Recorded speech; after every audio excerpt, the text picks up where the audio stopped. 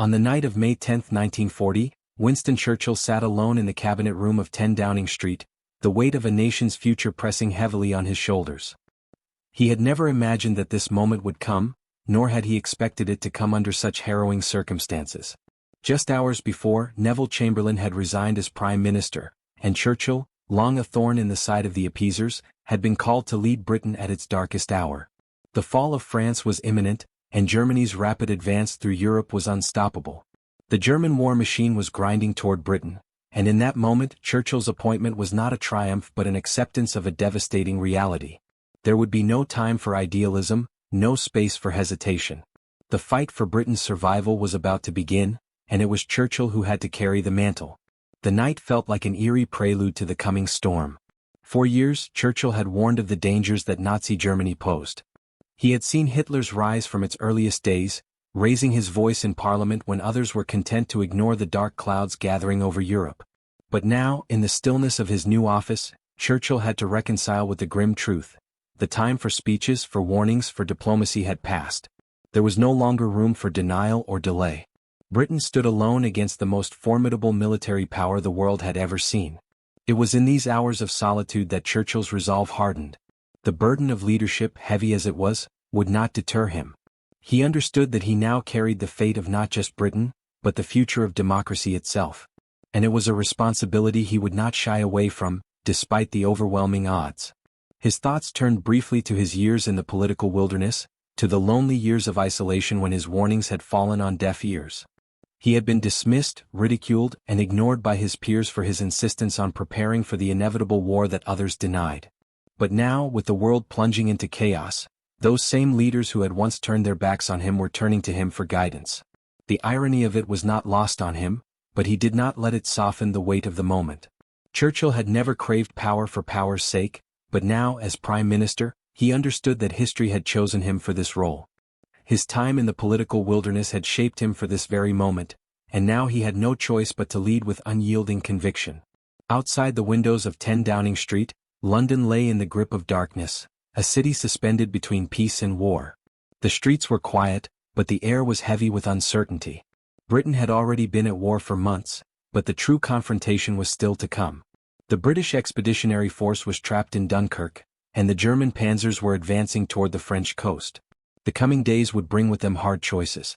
There would be no easy victories, no quick solutions. The war would be long, bloody, and costly. But as he sat at his desk, surrounded by the weight of history, Churchill made a silent promise. He would not falter. If Britain was to survive, it would be because he guided it through the storm. The hours of that first night were filled with a grim determination. Churchill began to draft his first speech to the nation as Prime Minister, aware that his words would be scrutinized by millions. He knew that his country was not only facing a military threat, but a psychological one as well. The British public, worn down by years of economic hardship and the trauma of the First World War, was terrified of the horrors yet to come.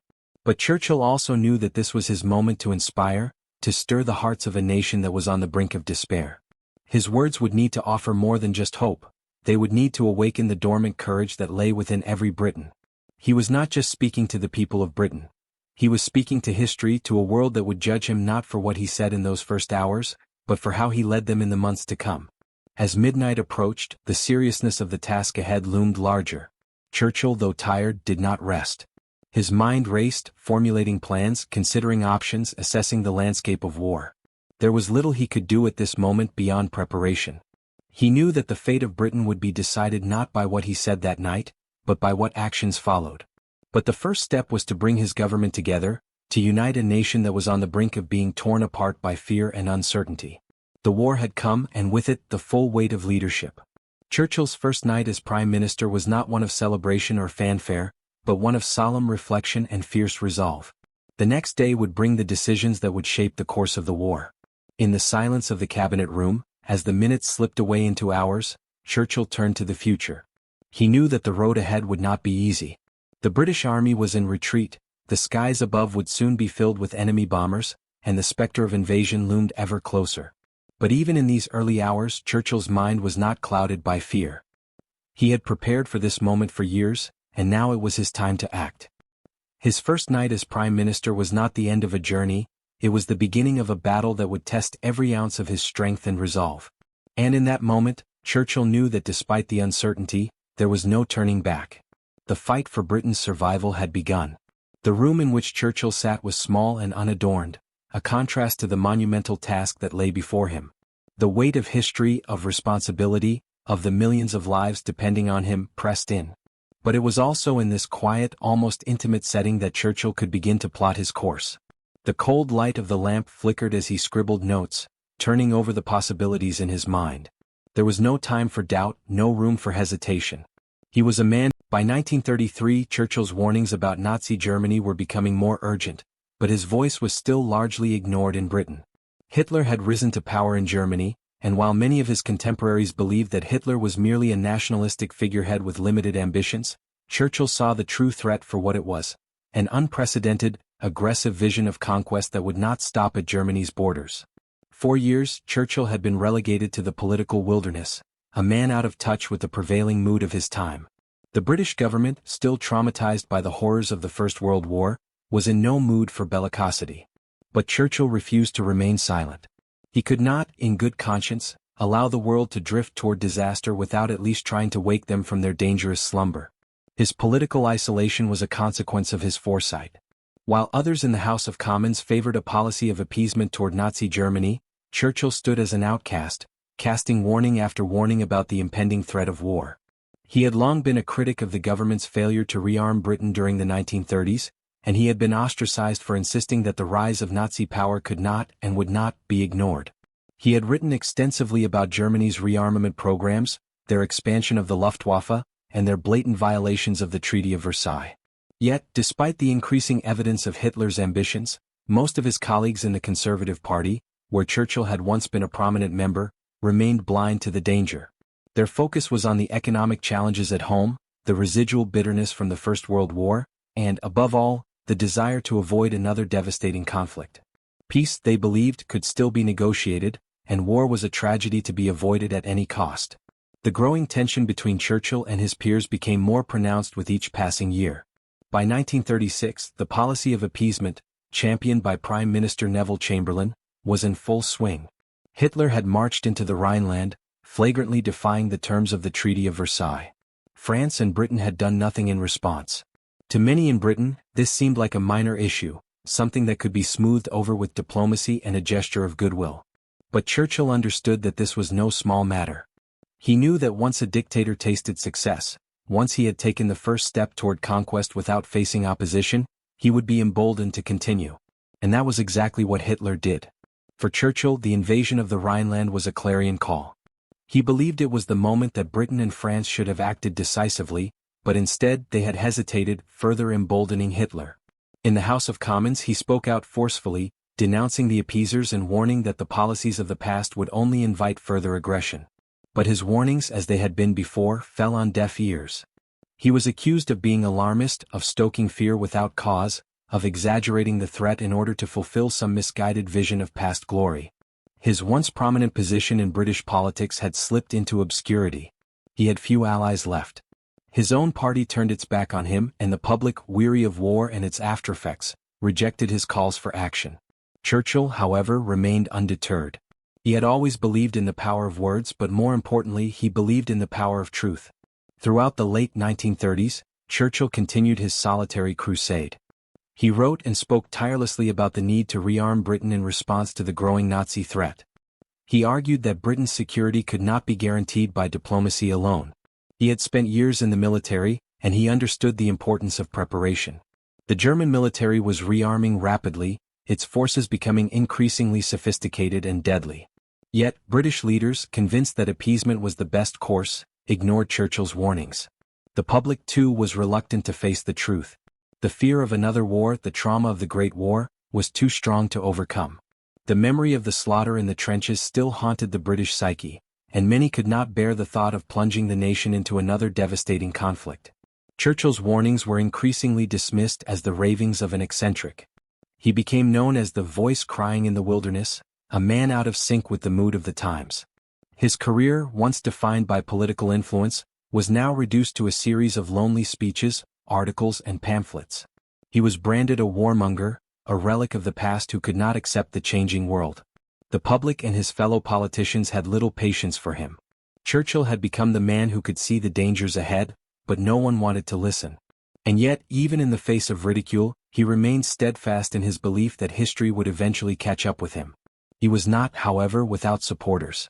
Among his few allies were members of the military and intelligence services, who quietly passed along information about the state of Germany's rearmament efforts. Churchill was often one of the few people in Britain who had access to the intelligence reports detailing the true scale of Nazi military buildup. His growing concern about the state of the British military was rooted in these reports, which he had carefully studied. He knew that Britain was dangerously behind in its rearmament efforts, particularly in the area of air power. The Royal Air Force was woefully unprepared for the aerial warfare that would soon come to define the conflict. But despite his warnings, the British government under Chamberlain remained unconvinced. In 1938, when the Munich Agreement was signed and Chamberlain returned to Britain, waving the infamous piece of paper and declaring, "Peace for our time," Churchill's worst fears were realized. The policy of appeasement had not only failed to stop Hitler, it had emboldened him further. As Hitler annexed Austria, and for Churchill, the real cost of his isolation was not the years of ridicule but the lives that had been lost because of it. As Prime Minister, he would have to confront the legacy of those years that had allowed Nazi Germany to grow unchecked while Britain's leaders were distracted by their own internal debates. The weight of that responsibility, of knowing that Britain could have acted sooner, would stay with Churchill for the rest of his life. He would never forget the years of being an outcast, of having seen the storm coming and being mocked for it. Now he was the man who had to lead his country through the storm. By 1935, the storm that Churchill had so long warned about was no longer a distant rumble. It had become a deafening roar, and the signs of disaster were now visible to all, even those who had once refused to acknowledge them. Hitler had defied the Treaty of Versailles by rebuilding Germany's military strength, reinstituting conscription, and expanding the Luftwaffe. The League of Nations, designed to ensure global peace, was left impotent as Nazi Germany withdrew from it, further isolating Britain and France in their failure to act. For Churchill, the failure of diplomacy and the rise of Nazi power was a confirmation of his long-held fears. The apathy of the British government to these actions was maddening, yet Churchill knew that Britain's failure to act early would come at a catastrophic cost. It wasn't just Germany's rearmament that concerned him, it was the larger implications of Britain's inaction in the face of this rising menace. While others in Parliament, including Prime Minister Stanley Baldwin, still held on to the illusion of peace through appeasement, Churchill saw a nation's will to act disintegrating under the weight of its own denial. It was in 1935 that Churchill began to publicly warn of the consequences of inaction. He criticized the British government for its failure to confront Hitler's growing ambitions, insisting that Britain's military preparedness was woefully inadequate. The British Army, once the pride of the Empire, was no longer the formidable force it had been. The Royal Air Force had not been re-equipped, and its aircraft were aging. Churchill saw a country not preparing for war, but clinging to the hope that Hitler could be satisfied with the conquest of Germany's immediate neighbors. "The gathering storm," Churchill said in one of his speeches, acknowledging that war was no longer a matter of if, but when. As the year progressed, the situation continued to worsen. Mussolini had already invaded Ethiopia, showing the world that the fascist powers were willing to violate international law without facing any significant consequences. And while the British public debated the morality of intervening in far-flung conflicts like Ethiopia, Churchill's focus remained squarely on Germany. His critics had long accused him of being obsessed with Germany's military buildup, but now, with every passing year, his warnings seemed more prescient. In the quiet of his study at Chartwell, he pored over military intelligence, noting that the Nazis were not merely building a defensive force, they were building an army designed to take on Europe. And as he gathered more information, his certainty grew. Hitler would not stop with the Rhineland, and he would not stop with Austria. In 1936, Hitler's boldest move to date came when he marched German troops into the demilitarized Rhineland, a clear violation of the Treaty of Versailles. For Churchill, this was the critical turning point. It was a moment that could have been stopped with a show of force by Britain and France, yet they did nothing. The inaction of Britain and France was an error that Churchill would never forgive. The German forces in the Rhineland were small and vulnerable, and had the Allies acted swiftly, the Nazi regime might have been forced to retreat. But the opportunity was lost. As Hitler's troops took their positions, he issued an ultimatum to Britain and France. If they resisted, Germany would pull back. When no resistance came, Hitler saw it as a sign of weakness, an invitation to further his territorial ambitions. Churchill, observing this in action, famously stated, "Each one hopes that if he feeds the crocodile enough, the crocodile will eat him last." He understood the nature of tyrants. Once they tasted success, they would stop at nothing to demand more. But even as the storm clouds gathered, Churchill's calls for action were still largely ignored. To the British public, Hitler was a distant threat, and their government, keen to avoid the trauma of another war, was reluctant to confront him. The British economy was still recovering from the Great Depression, and memories of the First World War were still raw. War was anathema to a generation that had already borne the brunt of a global conflict. And so, as Hitler consolidated his power, Britain's leaders clung to the hope that appeasement could prevent war. In the midst of all this, Churchill's voice grew more desperate. He stood in Parliament, urging the government to rearm, to rebuild the air force, to prepare for the inevitable conflict. But his warnings, which had once been dismissed as the ramblings of a man out of step with modern politics, became increasingly difficult to ignore. The summer of 1938 brought with it the darkest moment of appeasement. Prime Minister Chamberlain, in his bid to avoid conflict, flew to Munich to meet Hitler and agreed to the cession of Czechoslovakia's Sudetenland to Germany. The world watched as Chamberlain returned, waving a piece of paper, claiming to have secured peace for our time. Churchill's response was blunt and prophetic. He stood in Parliament, his voice rising with disgust as he declared, "You were given the choice between war and dishonor. You chose dishonor." By 1939, as the drums of war grew louder, Churchill's warnings were finally gaining traction.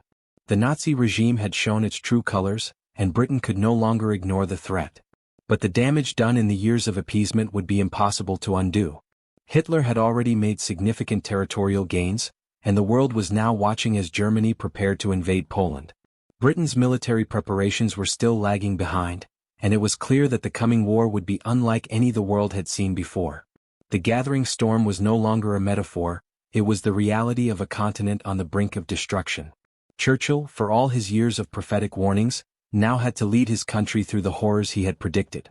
The time for speeches and predictions had passed. The time for action had arrived. By 1935, the storm Churchill had long warned about was becoming unmistakably visible to anyone willing to open their eyes. Hitler had made clear his contempt for the Treaty of Versailles, a treaty that had been meant to curb German power and prevent further conflict. The world was still reeling from the economic fallout of the Great Depression, but Hitler's Germany, under the banner of the National Socialist Party, was rearming at an alarming rate. The Luftwaffe was being expanded, conscription was reinstated, and, most disturbingly, Germany had begun reoccupying territories it had lost in the aftermath of the First World War. These actions were not subtle. They were brazen, deliberate moves that indicated Hitler's long-term ambitions. Yet, to the wider world, they seemed to be insignificant transgressions, tiny, isolated violations of a treaty no one was particularly eager to uphold. Churchill, ever the vigilant critic of appeasement, recognized the implications of these early moves. For him, it was a glaring sign that Hitler would not stop at the Rhineland or Austria. He would continue to push outward until he had conquered Europe. Churchill's mind was racing with the knowledge that Britain's window of opportunity to prevent the inevitable was rapidly closing. While Hitler's military power swelled, Britain and France were distracted by the aftermath of the First World War, by internal struggles, and by the draining effects of the Great Depression. Many in the British government, still haunted by the horror of the previous conflict, believed that Hitler's ambitions could be contained through diplomacy, through negotiations, through appeasement. They wanted to avoid another war at all costs, even if it meant allowing Nazi Germany to continue its unchecked expansion. But Churchill saw the truth. He had been warning about the rise of fascism and the growing threat posed by Germany for years, but now the urgency of the situation was undeniable. The failure of the League of Nations to stop Germany's aggression, the ineffectiveness of the disarmament conferences, and the willingness of Britain's political leadership to overlook or downplay the dangers were deeply frustrating to him. Every move that Hitler made was another step toward catastrophe, but the government's response was always the same: delay, inaction, and a desperate hope that Hitler could somehow be reasoned with. In 1935, as Britain continued to dither, Churchill stood increasingly isolated. He was a man out of time, warning about the dangers ahead when no one seemed to be listening. The rise of Mussolini's fascist regime in Italy only added to Churchill's alarm. Mussolini had invaded Ethiopia in 1935, and the international community had reacted with weak condemnation. To Churchill, this was the final piece in the puzzle.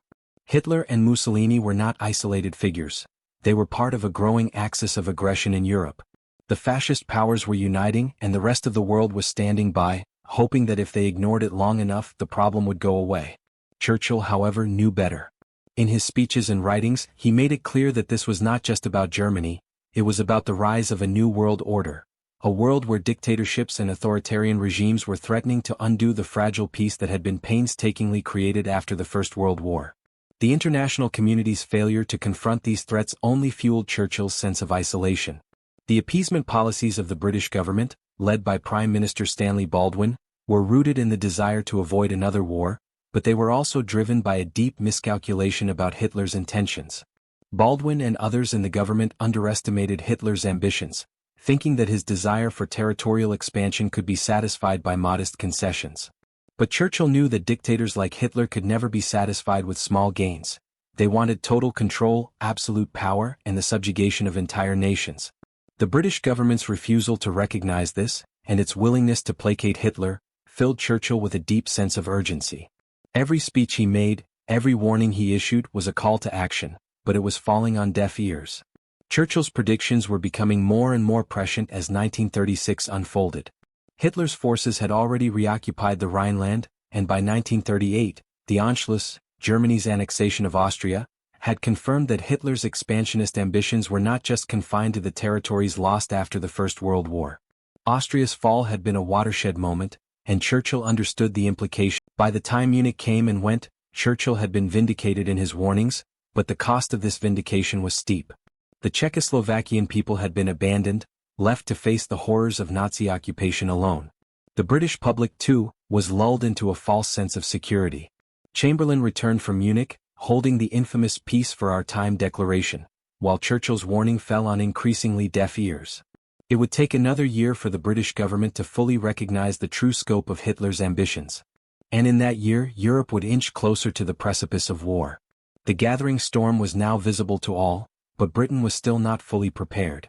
Churchill knew that the real challenge ahead was not merely defeating Nazi Germany, it was uniting a fractured nation, a nation that had failed to listen when the warning signs were first evident. And yet, despite the failure of the government and the British public to heed his early calls to action, Churchill remained resolute. The time for appeasement was over. The time for action was now. And as the storm clouds darkened over Europe, Churchill prepared himself to lead Britain into the most difficult fight it had ever known. His country had failed to act in time, but he would make sure that, when the war came, Britain would not falter. By 1937, Winston Churchill stood almost completely alone. His voice had become an isolated echo in the corridors of British politics, drowned out by the prevailing mood of appeasement and fear of war. Even within his own party, the Conservative Party, he was seen as a relic of the past, too obsessed with Germany, too rooted in the traumatic memories of the First World War. At a time when most of Britain preferred peace at any cost, Churchill's warnings were treated with increasing disdain. He had long since been cast out from the front lines of British politics, seen as a man who could not let go of old hatreds and old fears. His calls for rearmament were ignored, his speeches dismissed as the paranoid ramblings of a man out of step with the modern world. While Chamberlain and his government pursued policies of appeasement, Churchill grew more vocal, more desperate, and more frustrated. He saw the situation clearly. Hitler was not merely a nationalist seeking a few concessions. He was a conqueror bent on establishing an empire across Europe. In his quiet hours at Chartwell, his country estate, Churchill pored over reports, studied the growing German military capabilities, and corresponded with his military contacts. He knew that the Luftwaffe was expanding at a pace that outstripped Britain's own air forces. He saw the secret construction of military fortifications in the German countryside, the increase in the number of tanks and artillery, and the rise of Hitler's personal ambition. But in Britain, even among the political elite, few were willing to accept the reality of the threat. To most, Hitler was a figure whose desires were limited, whose territorial ambitions could be satisfied with a few more border changes. But Churchill knew better. Churchill's political isolation during these years was not just a result of his disagreement with the government's policies. It was a consequence of his steadfast belief that he was right, despite the opposition of nearly every major political figure. His warnings were dismissed as alarmist. In Parliament, he was often derided as an old man living in the shadow of the First World War, unable to see the political and diplomatic changes taking place in Europe. His calls for Britain to rearm and modernize its military, particularly its air force, fell on deaf ears. He would present reports and statistics, only to be told that he was frightening the public unnecessarily. The British government, so traumatized by the horrors of the last war, could not bring itself to confront the new danger in front of them. Even his closest allies in the military and intelligence services struggled to help him make his case. Despite the increasing evidence of Germany's military buildup, Britain was mired in self-doubt and a refusal to believe that Hitler could truly be a threat. Churchill spent countless hours writing letters, making speeches, and meeting with military leaders, but the tide of public opinion was against him. The government of the day, led by Prime Minister Stanley Baldwin, was focused on appeasing Hitler in the hope of avoiding another devastating conflict. Even as France and Germany rearmed, and as the evidence mounted that Nazi Germany was preparing for a wider war, the British political establishment refused to acknowledge the full scope of the danger. To most, Churchill's warnings sounded like the desperate cries of a man unwilling to let go of his old fears. At the same time, Churchill's life was marked by personal struggles. He was constantly at odds with the government, fighting for a policy of strength, a policy that would allow Britain to defend itself if war came. He was also, at times, a deeply lonely figure. Many of his political allies had deserted him, and his own party turned its back on him time and again. His outspoken nature, his relentless pursuit of truth, and his refusal to bow to political pressures made him both a divisive figure and a beacon of clarity in a time of confusion. But Churchill, for all his bravado, for Churchill, the Munich Agreement was the final act of a play he had long recognized. He had warned that peace would not be achieved through diplomacy alone, that the growth of Nazi power could not be stopped with promises and concessions. Yet, as Chamberlain returned to Britain declaring victory, the streets erupted in cheers. The British public was exhausted from the fear of war, and they welcomed the illusion of peace. Churchill stood in Parliament, his words cut through the jubilant celebrations. "You were given the choice between war and dishonor," he said. "You chose dishonor, and you will have war." It was a bitter declaration, one he would never truly take pleasure in making, but it was also one he knew to be true. By the end of 1938, Churchill had been vindicated in his predictions, but it had come at a price. The Munich Agreement had delayed the inevitable, but at what cost? Austria was lost, Czechoslovakia had been abandoned, and Europe was a step closer to war. Churchill, however, remained steadfast in his belief that Britain had a responsibility to defend itself and its democratic allies. But the road ahead would not be easy. He was no longer the lonely prophet on the fringes of British politics. He was now a man with a message that the country could not ignore any longer. The storm that Churchill had predicted had arrived, and Britain would have to find a way to face it, with or without the support of its government. In March 1938, Adolf Hitler's annexation of Austria, the so-called Anschluss, struck like a thunderclap across Europe, marking a dramatic escalation in his pursuit of territorial expansion. While Britain and France protested, their protests were empty, mere words without action. To Winston Churchill, the fall of Austria was a dire confirmation of his long-held belief that appeasement would never work. The policy of diplomacy and concession to Nazi Germany had failed utterly. Austria's peaceful integration into the Third Reich was an undeniable proof that Hitler's ambitions knew no bounds. And yet, even with the grim reality unfolding before him, Churchill knew the situation would only worsen. Austria was only the beginning, and next in Hitler's sights would be Czechoslovakia. Hitler had been emboldened by his success in Austria. The world had done nothing as he flouted the international agreements that had been crafted after the Great War to prevent such aggression. The appeasers, especially British Prime Minister Neville Chamberlain, believed that Hitler's appetite could be satiated with small concessions. They thought they could reason with him. But Churchill understood that Hitler would not be satisfied with merely revising the map of Europe. He sought to redraw the entire political order. The key to understanding the growing threat lay in Hitler's blueprint, which was not just about territorial gains, but about dismantling the very fabric of Europe's post-World War I peace. Austria was just the first step toward creating a fascist empire, and Chamberlain, despite his good intentions, had failed to see this. For Churchill, the fall of Austria was a bitter pill. He had warned of this very scenario for years, yet the British government had clung to the illusion of peace at any price. In the aftermath of Austria's annexation, the British public and government were still clinging to the hope that Hitler's demands could be negotiated away. The nation had no stomach for another war, especially after the bloodshed of the Great War. But Churchill was not fooled. He knew that Hitler's appetite for conquest would not end with Austria. It would not end with Czechoslovakia either. And it certainly would not end with Poland once that had been absorbed.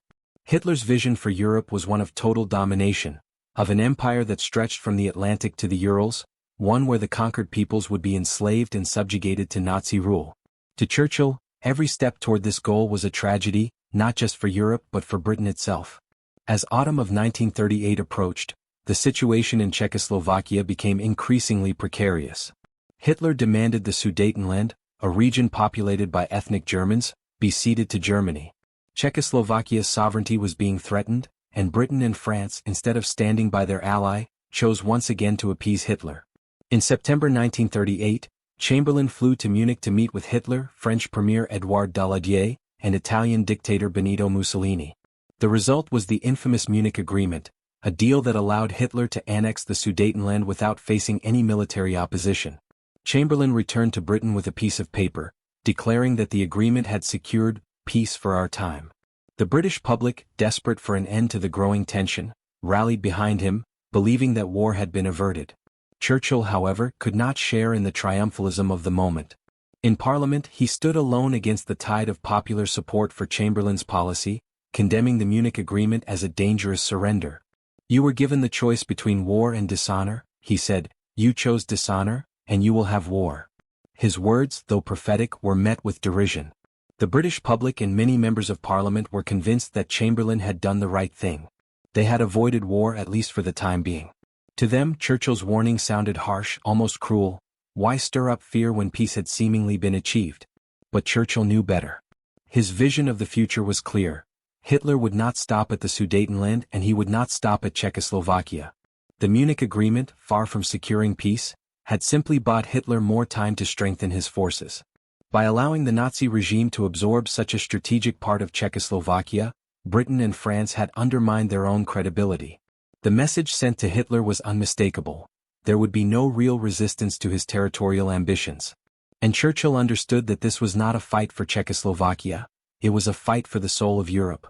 The failure to stop Hitler in 1938 would cost millions of lives in the years to come.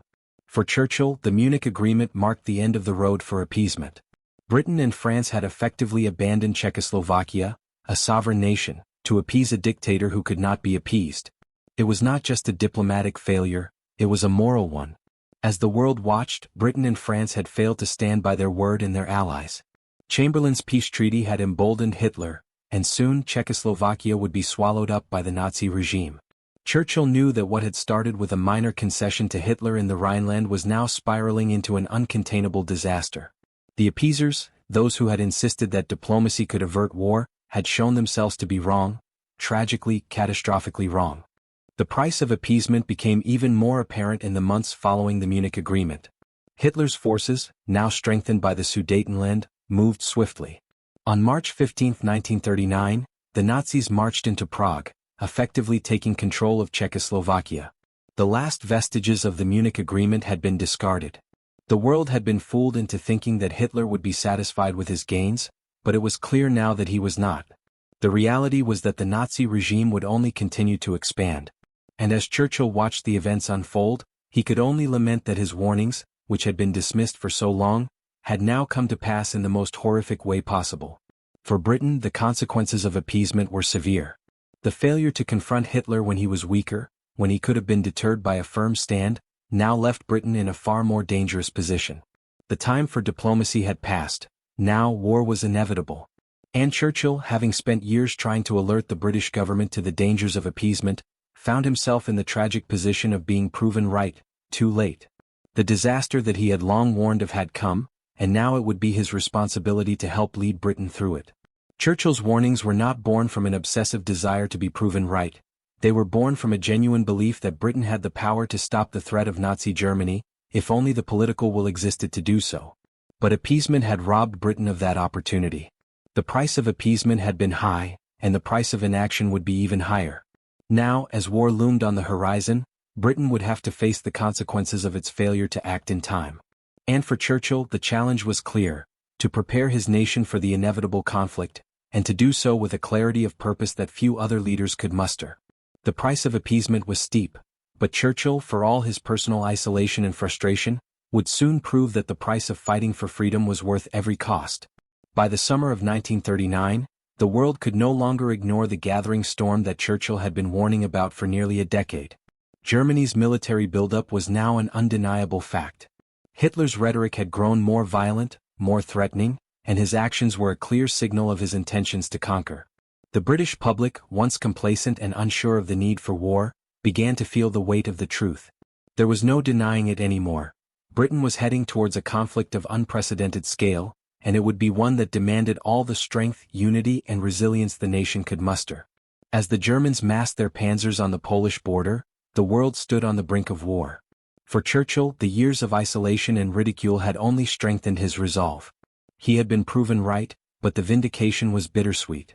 Every step towards war confirmed his darkest predictions, but there was no joy in being right when the cost was so high. The world had slept while Hitler's power grew, and now, it was too late to prevent the inevitable. But even in the face of this grim reality, Churchill saw an opportunity, a chance for Britain to stand firm, to become the bulwark against tyranny. The challenge ahead was enormous and the price would be steep, but Churchill knew that Britain could not afford to waver. If the country was to survive, it would need to confront the monster that had been allowed to grow unchecked for far too long. As Britain and France declared war on Germany in September 1939, Churchill's voice, once a lonely cry in the wilderness, was now one of authority and leadership. The country had turned to him in its darkest hour, and he would lead them through the war as he had long foretold. Yet even in the early days of the conflict, the enormity of what lay ahead began to settle in. The specter of the Great War loomed over the people of Britain. They remembered the horrors of trench warfare, the loss of life, and the devastation that had swept across Europe just a generation earlier. This new war, however, was different. It was not just a fight for national survival, it was a fight for civilization itself. And Churchill understood that, more than anyone else, he would have to carry the burden of ensuring that Britain remained strong, resolute, and unbroken in the face of the storm. In those early days, when the news of the war was still fresh, Churchill worked tirelessly to prepare his government and the military for the long struggle ahead. As First Lord of the Admiralty, he was tasked with overseeing the Royal Navy's efforts in the early stages of the war. His experience in this role, which he had held during World War I, was invaluable. He worked to strengthen Britain's naval power, and he recognized that the Battle of the Atlantic would be one of the most decisive campaigns of the war. Churchill understood the critical importance of securing Britain's maritime trade routes and maintaining supply lines to the Commonwealth. The survival of Britain depended on its ability to withstand the German onslaught and keep the flow of resources coming from across the seas. But the war was not just a military conflict. It was a battle for the hearts and minds of the people. Churchill knew that in order to win, Britain had to be united, and its morale had to remain strong.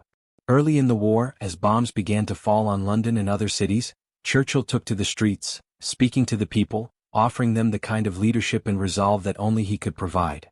"We shall fight on the beaches," he famously declared. "We shall fight on the landing grounds, we shall fight in the fields and in the streets, we shall fight in the hills, we shall never surrender." His words were not mere rhetoric. They were a clarion call to arms, a declaration that Britain would not bow to tyranny. They were a promise that no matter how dire the circumstances became, Britain would fight to the end.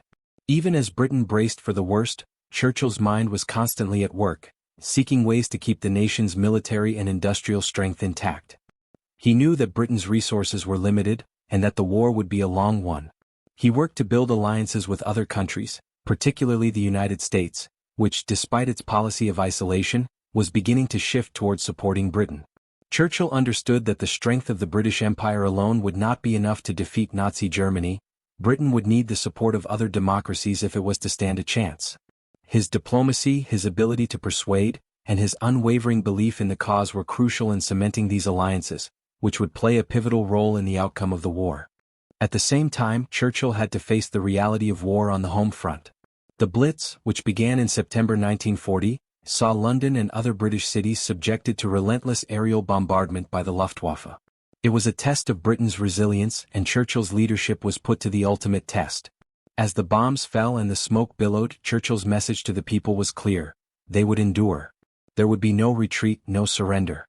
His presence in the streets, visiting bombed-out neighborhoods, offering encouragement to the civilians who were suffering, was a symbol of Britain's refusal to give in. His speeches, which would become legendary, helped keep the national spirit alive. "Never in the field of human conflict was so much owed by so many to so few," he would later say. referring to the pilots of the Royal Air Force who fought so valiantly in the Battle of Britain. Churchill's leadership was not without its critics, but by 1940 his position as the voice of Britain's resistance was secure. In those early days of the war he became a symbol of defiance, not just to the Nazi regime but to the world. His voice, once dismissed as the rantings of a warmonger, now carried the weight of the nation. And it was not just the British people who were listening, it was the rest of the world. The United States, though hesitant to enter the war, could no longer ignore the threat posed by Nazi Germany. The Soviet Union too would eventually be drawn into the conflict. Churchill's warnings, which had long been ignored, were now the foundation of a global resistance against tyranny. Yet, for all his successes and for all his recognition, Churchill knew that the war was far from won. In the early years there were still dark days ahead, and many challenges would test Britain's resolve. The specter of defeat loomed large, especially as the Axis powers seemed to gain strength. But Churchill's unshakable belief that victory was possible, his refusal to entertain the notion of surrender, inspired those around him. His strength, his moral clarity, and his vision would guide Britain through the darkest days of the war. As 1939 turned into 1940, the world finally began to listen to Churchill, not just because he had been right but because he offered a path forward. His leadership, forged in the crucible of years of isolation and derision, was exactly what Britain needed to survive the war ahead. And though the cost of that survival would be high, Churchill knew that it was the only path worth taking. The struggle against Nazi tyranny had begun, and with it, the hope of a free world was finally on the line. As the war engulfed Europe, Winston Churchill's return to power marked not only a personal redemption but a national awakening.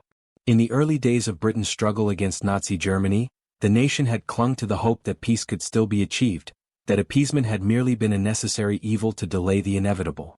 But as the full scale of the threat became clear, Britain turned to the one man who had not only predicted this catastrophe but had tirelessly fought to prepare for it. By the time Churchill was appointed Prime Minister in May 1940, the once dismissed prophet was now the leader of a nation on the brink of total war. The transformation was profound, but Churchill's resolve had never been clearer.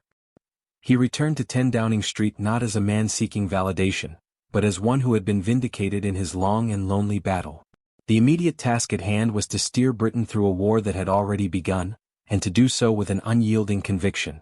The first challenge was the evacuation of British forces from Dunkirk, a disaster that had left the British Expeditionary Force stranded on the beaches of northern France. The loss of most of the British Army's equipment was a blow to morale, but Churchill's words would later rally the spirits of the British people. "We shall fight on the beaches." His speech was not only an expression of defiance but a promise that Britain would continue to resist, regardless of the odds. Churchill's relationship with the British people was forged in the crucible of adversity. As bombs began to fall on British cities, especially London, Churchill became the embodiment of resistance. The Blitz, which began in earnest in the fall of 1940, tested Britain's resolve like never before. While civilians endured unimaginable hardships, Churchill's presence in the bombed-out streets of London reminded them that their Prime Minister was with them, sharing in their suffering and offering them hope. In contrast to the detached leaders of the past, Churchill's physical presence in the heart of the city under fire was symbolic of his leadership style. He was not a man who would send others into battle while he remained safely behind. He would lead by example, standing firm when it seemed the world was crumbling around him. For Churchill, the constant bombardment of London and other British cities was not just an external threat, it was a moral and psychological challenge. As the cities burned and the air raid sirens wailed, there was no guarantee that Britain would survive the war, let alone win it. But Churchill was a master of galvanizing the national spirit. His speeches became a lifeline for the British people, reminding them of their strength and their duty to fight for their future. "Never in the field of human conflict was so much owed by so many to so few," he said, paying tribute to the Royal Air Force pilots who, in the Battle of Britain, had fended off the German Luftwaffe in a desperate battle for control of the skies. The Battle of Britain was not just a military victory, it was a victory for British morale, a sign that they could stand firm in the face of overwhelming odds. But even as Britain fought to survive, Churchill was aware that the war could not be won alone. The struggle against Nazi Germany was one that required global unity, and Churchill worked tirelessly to forge alliances with other democracies. One of his greatest achievements was his relationship with U.S. President Franklin D. Roosevelt. The two men, despite their differences, shared a deep mutual respect and a clear understanding of the global stakes of the war. Churchill's diplomatic skill in cultivating this alliance would prove critical to Britain's survival and eventual victory. By 1941, Roosevelt had pledged support to Britain through programs such as Lend-Lease, which provided essential military aid to the beleaguered nation. In 1941, as the war in Europe raged on, Churchill took a bold step and met with Roosevelt on board the USS Augusta off the coast of Newfoundland. The result of their meeting was the Atlantic Charter, a joint declaration of principles that would guide the post-war world. The charter promised not just a military alliance, but a vision of a world free from tyranny, one based on the principles of self-determination and economic cooperation. It was a bold vision, and it was Churchill who helped shape it. At the time, Britain was struggling to stay afloat, but Churchill's foresight and leadership would lay the groundwork for the post-war order. The fact that he had won Roosevelt's trust, despite Britain's fragile position, was a testament to Churchill's ability to inspire confidence even when Britain seemed on the edge of collapse. Throughout these turbulent years, Churchill's vision for Britain and the world remained clear. His commitment to defeating Nazi Germany was unwavering, but so was his belief in the importance of defending the values of democracy and freedom. He was a man who understood that the war was not just a military struggle, it was a moral one. And it was for that reason that he would continue to push Britain to fight, even when the situation seemed bleakest. His speeches, broadcast to the nation and across the world, were filled with not just calls for resistance, but calls for unity, unity within Britain, unity within the Allies, and unity within the larger cause of freedom. Despite the crushing pressure of war, Churchill's leadership was not just about military strategy and diplomacy, it was about the intangible qualities that defined him as a leader. His unyielding belief in the righteousness of Britain's cause, his deep moral clarity, and his ability to inspire those around him were key to his success. His wartime speeches, from the iconic "We shall fight on the beaches" speech to his call for total victory, were as much a reflection of his personal conviction as they were of Britain's national will. Churchill's ability to speak to the heart of the nation, to infuse them with the courage they needed to carry on, made him the indispensable leader Britain needed during those dark days.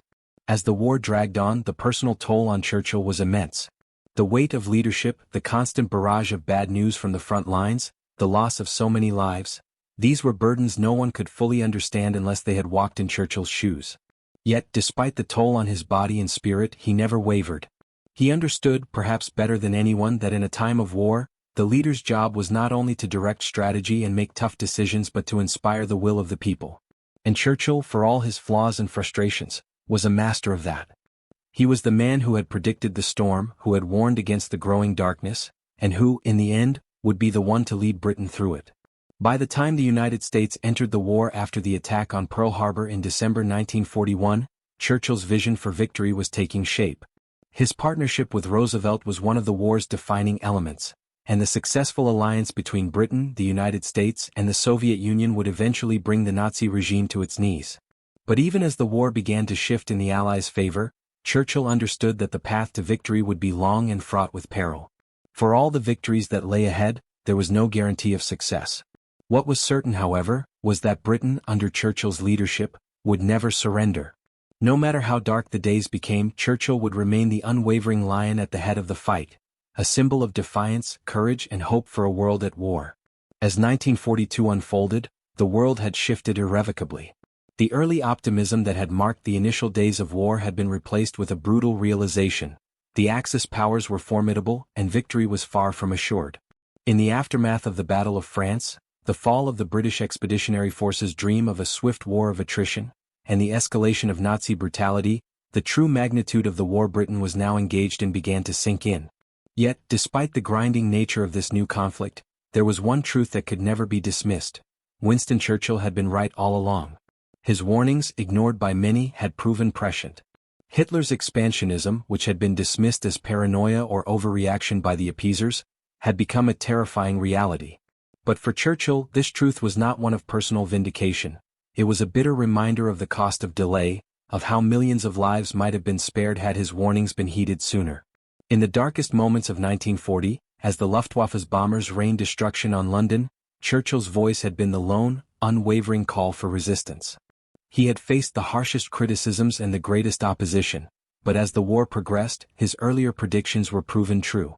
The policy of appeasement, led by Chamberlain and supported by those in the British establishment who refused to believe in the scale of Hitler's ambition, had delayed Britain's readiness and allowed the Nazi war machine to grow stronger. It wasn't just the tactical errors of ignoring Churchill's warnings, it was the moral failure of a nation that refused to see the monster before it. And now, as Britain faced its greatest challenges in the war, the memory of those missed opportunities became a painful burden on Churchill's shoulders. Churchill often found himself reflecting on those early years of isolation, when his cries for rearmament, for confrontation, were seen as alarmist or even foolish. He had been vilified for his insistence that Britain was heading toward war, for his refusal to accept the comfort of appeasement. In the lonely moments of reflection at Chartwell, his country estate, Churchill sometimes pondered the futility of it all. What might have happened had Britain acted decisively in 1936 when Hitler marched into the Rhineland? What if the West had stood firm against his growing power, instead of allowing him to annex Austria and demand the Sudetenland?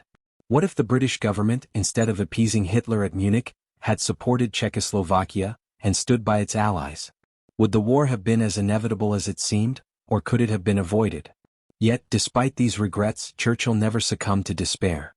His leadership was not defined by the mistakes of the past, but by his unshakable belief in the necessity of standing firm in the present. He had been vindicated, but at what cost? As British cities burned under the Blitz and young men gave their lives in North Africa, the knowledge that the war could have been delayed or, in some cases, avoided, weighed heavily on him. The key to survival, Churchill understood, was not just in fighting battles, but in learning from the past. The war was not just about defeating the Axis powers, it was about ensuring that the same mistakes, the same failures of diplomacy and will, would never be made again. In many ways, this lesson had already been learned by the time Britain was able to look to the future. But it was a hard lesson. The echoes of the past were everywhere, from the dust of bombed-out buildings in London to the scattered memories of those who had endured the horrors of the trenches in the Great War. In 1942, Churchill's leadership was no longer just a matter of inspiring resistance. It was about ensuring that the mistakes of the past were not repeated. For Churchill, the key to victory lay in the ability to build alliances, to recognize the threats before they became unmanageable, and to act decisively when faced with overwhelming odds. The early failures of British policy, the refusal to arm early, the failure to recognize the growing danger posed by Hitler, had almost been fatal. But as the war progressed, Churchill was able to build new relationships, most notably with the United States, whose entry into the war in 1941 would mark the beginning of the end for Nazi Germany. Churchill's perseverance, his ability to navigate the delicate politics of alliances, was crucial in shaping the post-war world. Despite the painful lesson of missed opportunities, he understood that Britain's survival depended not just on military victory, but on the creation of a new global order.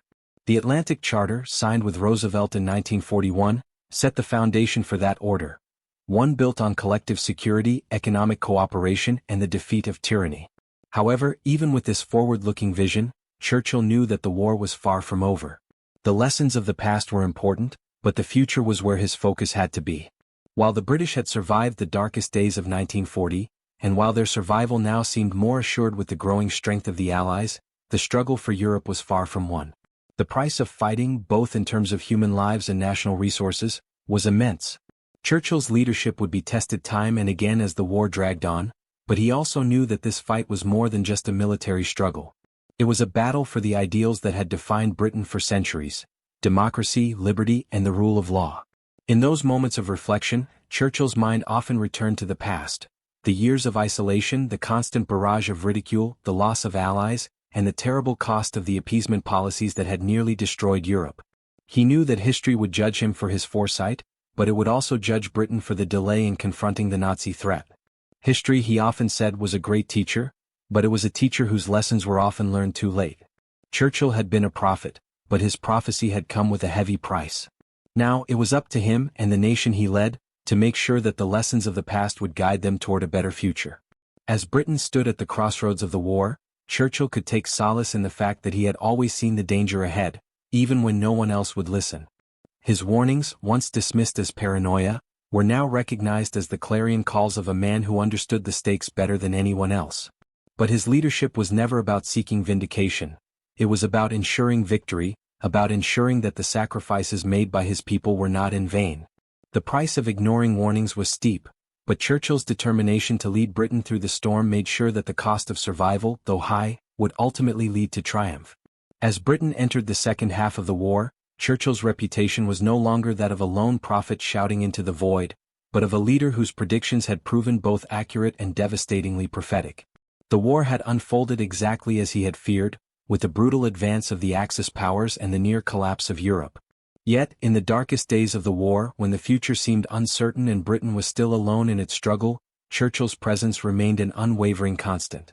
His speeches, full of defiance and clarity, kept the fire of resistance alive in the hearts of the British people, but his foresight also played a pivotal role in the strategic decisions that shaped the course of the conflict.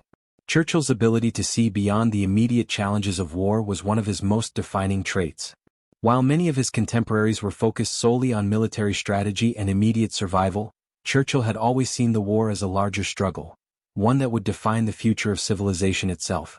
He believed that the outcome of this war would not just determine the survival of Britain and its empire, but also the fate of democracy, freedom, and human dignity. To him, the stakes of the war were never just about defeating the Axis powers. They were about securing a world order that would prevent such tyranny from rising again. As the war intensified, Churchill's prophetic vision began to focus on what would come after the defeat of the Axis powers. His mind raced with the possibilities, with the lessons that must be learned to avoid another world war. He saw the war as a necessary battle to preserve the future, but he also knew that a post-war world had to be built on new principles, on a foundation of international cooperation and lasting peace. His meetings with Franklin Roosevelt and later with Joseph Stalin were not just about coordinating military strategy. They were about laying the groundwork for the post-war world. Churchill understood that to secure Britain's future, to secure the future of Europe and the world, an entirely new international system had to be established. It had to be one based on the principles of collective security, economic cooperation, and the prevention of totalitarianism. The United Nations was one of his brainchildren, a structure that would emerge from the ashes of the war to ensure that the horrors of the 1930s and 40s would never be repeated. But Churchill was not a man who believed in the certainty of a peaceful future. Even in the midst of triumph, he could never shake the sense that history was cyclical, that the world had an unfortunate habit of forgetting its lessons. His speeches, especially in the latter half of the war, became a blend of victory and caution. As the Allies began to turn the tide, particularly after the D-Day landings in 1944, Churchill remained acutely aware of the dangers that still lay ahead. The defeat of Nazi Germany would not mean the end of global conflict. If anything, it would mean the beginning of a new phase, one where the old powers of Europe would face the challenge of rebuilding in a radically changed world. It was clear to him that the post-war order would require not just a military victory, but a moral and political one as well. His focus on the future sometimes made him seem distant or detached from the immediate problems of the war.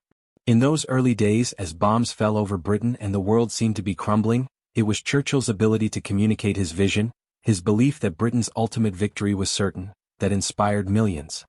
His refusal to entertain the possibility of defeat made him the emotional bedrock of Britain's wartime spirit.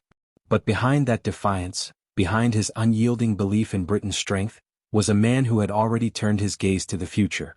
He knew that defeating Hitler was only part of the challenge. The larger task would be rebuilding the world after the war. In the years leading up to the end of the war, Churchill's foresight became even more important. He was keenly aware of the growing divisions between the Western Allies and the Soviet Union. The relationship between Britain, the United States, and the Soviet Union had been one of convenience, a temporary alliance forged out of necessity, not shared values. Churchill, despite his personal rapport with Roosevelt, knew that once the war was won, the ideological divide between East and West would likely become a chasm. In 1946, a year after the war's conclusion, he would famously warn of the Iron Curtain descending across Europe. His speech in Fulton, Missouri, where he articulated the dawning Cold War, would later be seen as a turning point in the post-war world. He was one of the first to recognize that the battle for Europe and the world was far from over. The war had shifted from the struggle against fascism to a new struggle, this time against communism and the Soviet threat. Churchill once again was ahead of his time. His predictions about the Soviet Union were based on decades of studying totalitarian regimes. He had seen how Nazi Germany had risen from the ashes of the Weimar Republic, and now he feared the same could happen with the Soviet Union. He saw in Stalin's policies a dangerous desire for control, for the expansion of Soviet power across Europe. And as the war ended, Churchill understood that the peace settlement would not just be about defeating fascism. It would be about containing communism, preserving democracy, and preventing the return of totalitarianism in any form. The world, he knew, was on the brink of another ideological war, and his warnings would be critical to understanding the next phase of global conflict. In many ways, Churchill's legacy would be built on his foresight, on his ability to see tomorrow before anyone else. His role as a leader in the Second World War was not just about winning the war, it was about shaping the future that would come after it. But for Churchill there was no room for complacency, even in victory. His constant drive to prepare for the challenges of the future was both a gift and a curse. It made him one of the most prescient and effective leaders of the 20th century, but it also made him a man who could never fully relax, a man who could never let go of the certainty that the future was always on the brink of repeating the mistakes of the past. When the war finally ended in 1945, Churchill could not afford to rest. His focus had always been on the bigger picture, and now, more than ever, his task was to ensure that the lessons of the war were learned. As Britain entered a new chapter in its history, Churchill's warnings about the future, about the rise of new threats, the dangers of complacency, and the need for vigilance, remained as relevant as ever. The man who had seen tomorrow was never content to look back at what had been won. His eyes were always fixed on the horizon, on the challenges yet to come. And in that, he remained not just a leader of his time but a leader for all time, a man who saw what others could not and led his people through the storms that followed. By 1941, the world had come to realize what Churchill had seen so clearly years before. The rise of Nazi Germany was not a passing storm, but a global catastrophe that would redefine the course of history. The fact that Britain had survived the early days of the war, the shock of Dunkirk, the Blitz, the desperate struggles on the French and North African fronts, was testament to the unyielding leadership of Winston Churchill. Yet, despite the mounting evidence that Churchill had been right, the weight of vindication felt heavy, not triumphant. The years he had spent pleading with his government, warning against appeasement, watching as his country drifted closer to war while he stood alone in his convictions, had taken a toll.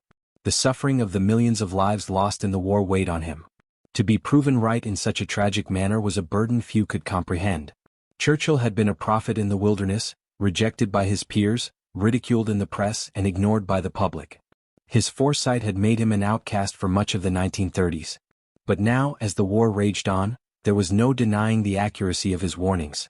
The storm he had predicted had arrived, and it was far more destructive than anyone had dared imagine. Hitler's empire was spreading across Europe, and the British public, once unwilling to face the brutal truth, now realized the peril their nation was in. The war was not a passing event, it was a life-and-death struggle for the survival of everything Britain had stood for. And in this battle, Churchill was the man who had seen the dangers ahead when no one else would. Despite the vindication of his earlier calls for action, Churchill carried with him a heavy sense of responsibility. He knew the war was far from over, and while he could take solace in the fact that Britain was still standing, there was little comfort in that. The fight against Nazi Germany was just beginning, and it was clear that victory would come at an immense cost. As Prime Minister, Churchill bore the burden of leading Britain through this storm, and in private moments he would express the personal toll the war took on him.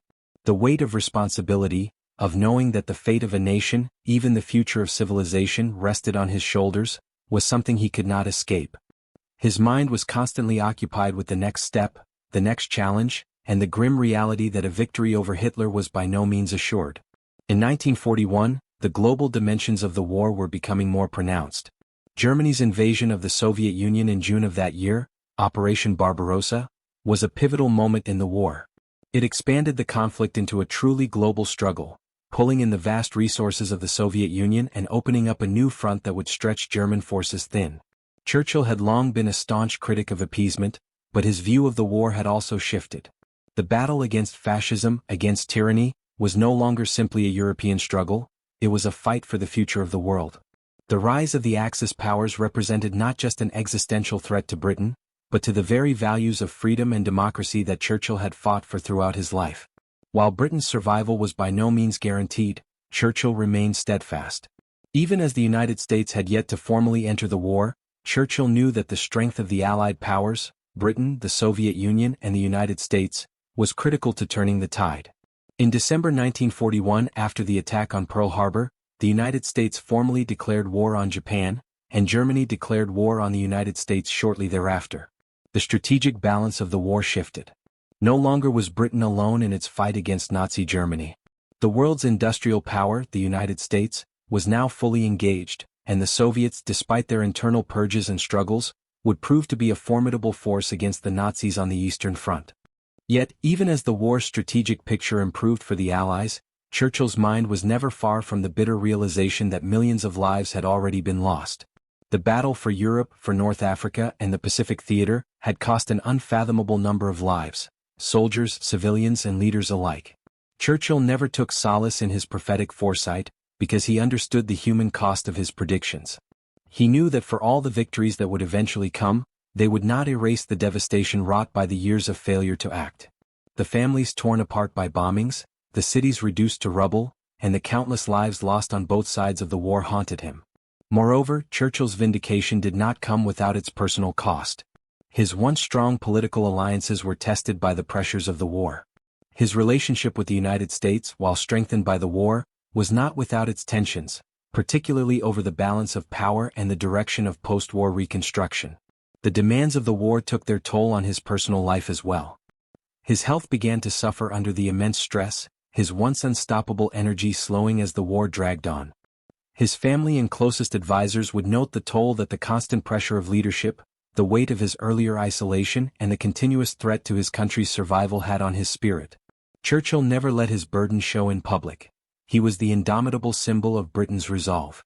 But in private, the strain was undeniable. In the latter half of 1941, Churchill's leadership became more focused on the long-term goals of victory.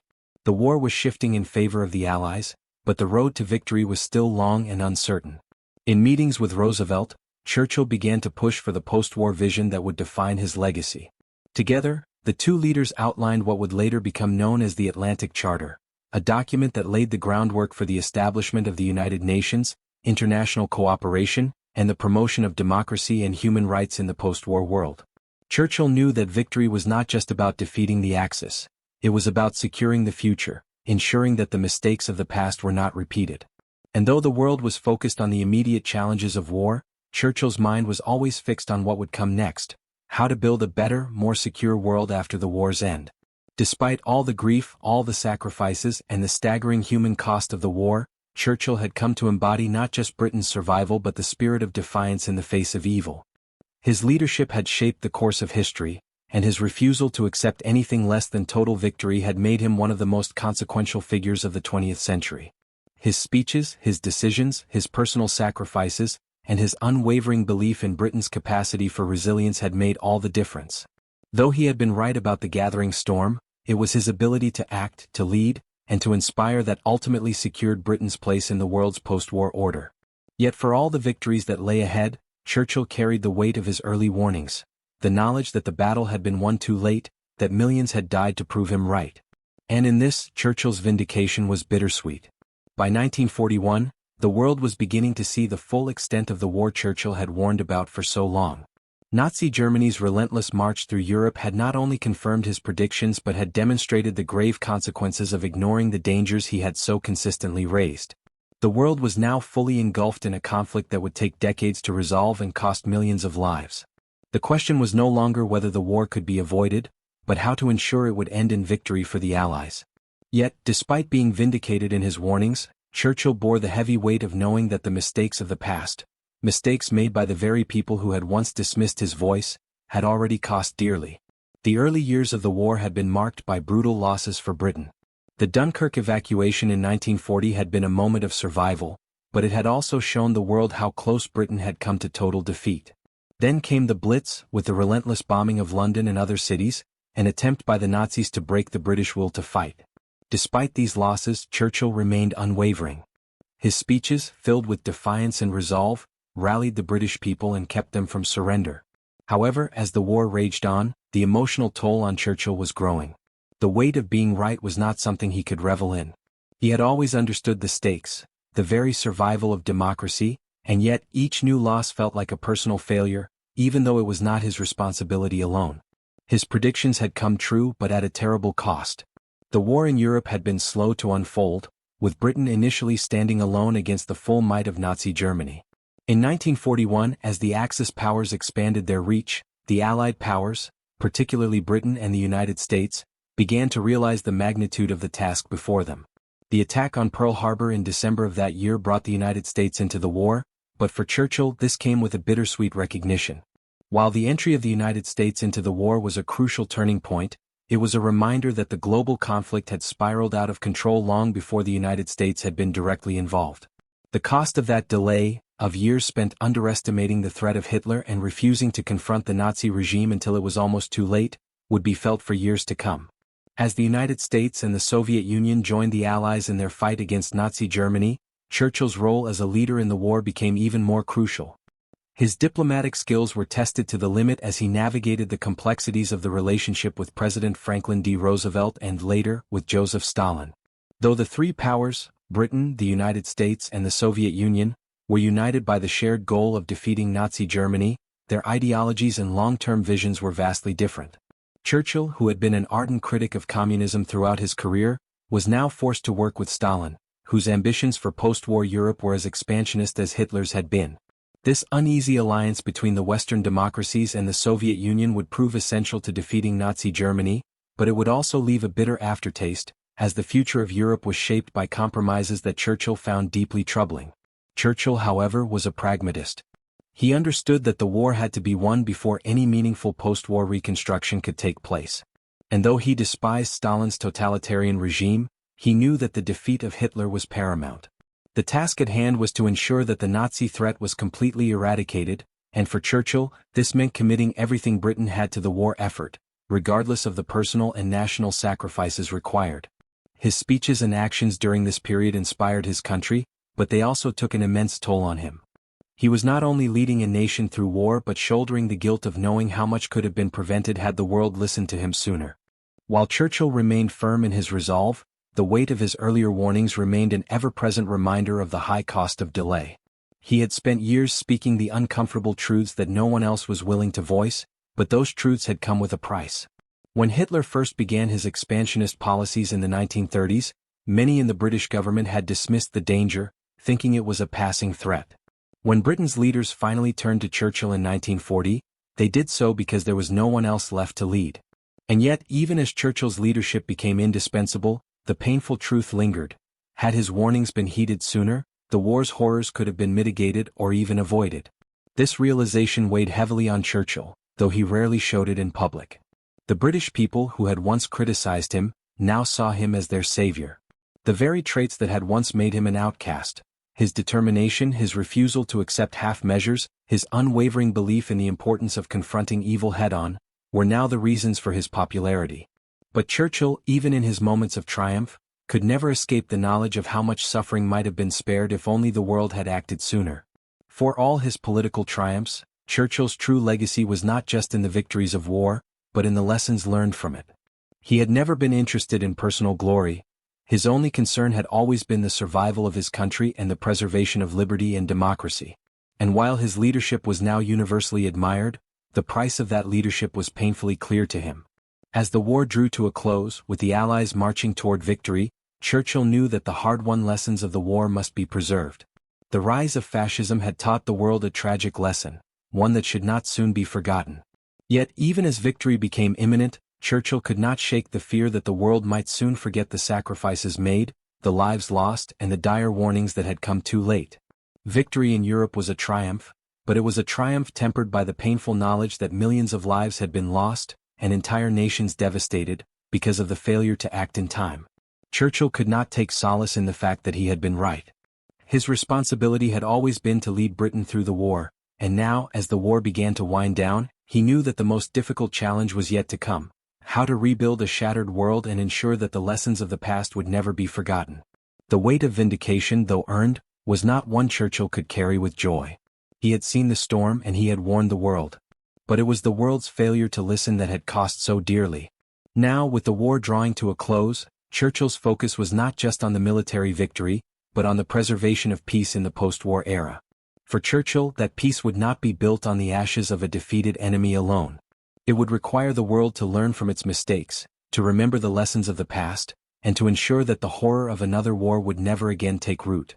As 1942 and 1943 unfolded, the war moved into its most desperate phase. The early successes of the Axis powers had given way to the slow, grinding counteroffensive of the Allies. Yet, as the tide began to turn in favor of Britain and its partners, Churchill remained acutely aware that victory was not guaranteed, and the true cost of the war was only just beginning to be understood. The bombed-out streets of London, the devastation across Europe, and the countless lives lost had already cast a shadow over the triumphs that lay ahead. To Churchill, the war was never just a fight against Nazi Germany, it was a fight for the future of freedom itself. But as Britain and the Allies stood on the cusp of eventual victory, Churchill knew that the fight would not just be won on the battlefields. It would be won in the hearts and minds of the people, and in the leadership that guided them through the darkest days. The Blitz had already shown that Britain was capable of enduring unimaginable hardship. Churchill had become the embodiment of the nation's defiance. His speeches, brimming with resolve, rallied the British people to stand firm, even as their cities were torn apart by German bombs. Yet, in these dark days, Churchill's true genius lay not just in his ability to inspire, but in his understanding of the human psyche during times of war. He knew that Britain could not just survive the bombings, it had to rise above them. And in this, Churchill's personal presence became vital. When the air raid sirens blared, Churchill was often found walking the streets of London, visiting bombed neighborhoods, and speaking with the people who were living through the horrors of the war. He knew that his physical presence in the midst of the destruction sent a powerful message: Britain would not surrender, and neither would he.